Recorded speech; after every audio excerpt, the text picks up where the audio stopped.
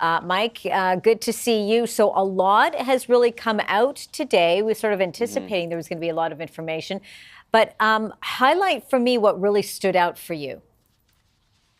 Yeah, and I think it's interesting when you talk about, how much has come out. This, Angie, we've spoken about this a number of times, that, this is really like peeling back the layers of an onion, but also really getting that inside look to discussions and what was happening in cabinet, but also behind the scenes with different levels of government. So what Marco Mendicino said just a few moments ago was basically that by that first weekend, it became apparent to him and to others that it was virtually impossible to enforce the law on Wellington Street, right behind me on Parliament Hill. And then that was something that was of grave concern to him, especially when you consider how entrenched they were and when you consider, what was also popping up around the country. He continued to say that throughout his testimony, that he was not just focused on the National Capital Region, what was happening on Parliament Hill, but a number of the other different protests that were popping up at border crossings and, as he had said, interrupting supply chains. One of the things that he is also talking about here that I wanted to sort of key in on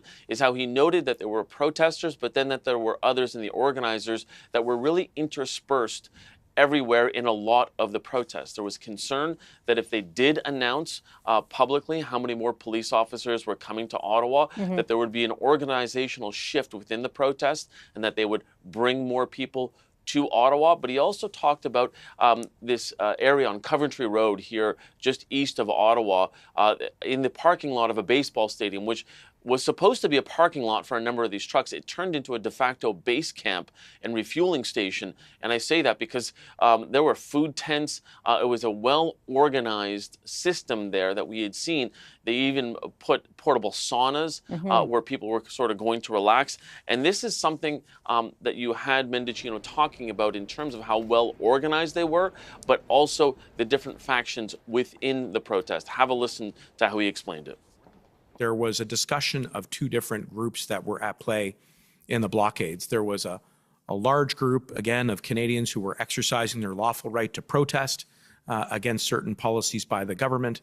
But then there was another group that had other more extreme objectives that was much more sophisticated and organized. And it's my recollection that that latter group was interspersed in a number of different locations very tactically, but that there was a concentration of that latter group at Coventry Road that was made up potentially of individuals who had previously served in either the military or in law enforcement.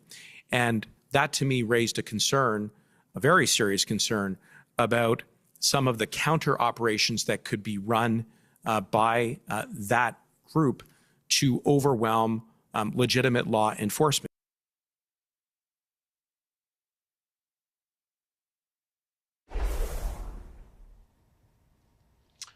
And he was saying that that was one of the biggest concerns, as you heard in that clip, that Marco Mendicino was worried about the overrunning and them being overwhelmed and how organized the group was, that no matter how many officers were brought in those middle stages of the protest, that there would be counteraction by the protesters because they were so well organized. Indeed, and we heard that as well.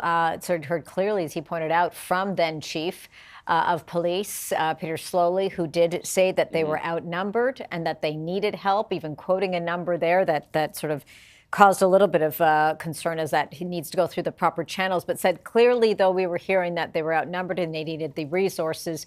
Mendicino saying, of course, we're now there to support the police in any way which we can. I want you to also sort of highlight for us then the conversations that were happening on the trilateral level. He mentioned there the federal, provincial, and municipal, and needing to ensure that they were having everyone at the table.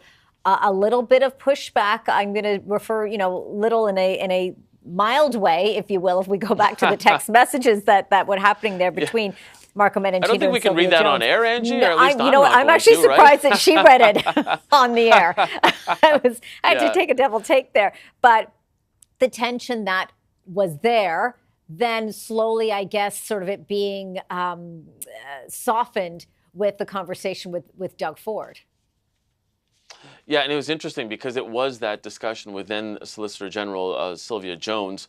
and you also had Marco Mendicino, and it was sort of relaying this in a text message between staff and how it all played out. And essentially, they described it as frosty, and then colorful language that was used by Sylvia Jones in terms of the pushback from the federal government, saying, "I am not your expletive deleted here boss," or "you are not my expletive deleted here boss." And so interesting, because there was that tension that we had already seen that was talked about by Jim Watson, then mayor of Ottawa, who talked about how Ontario was resisting coming to the tripartite meetings.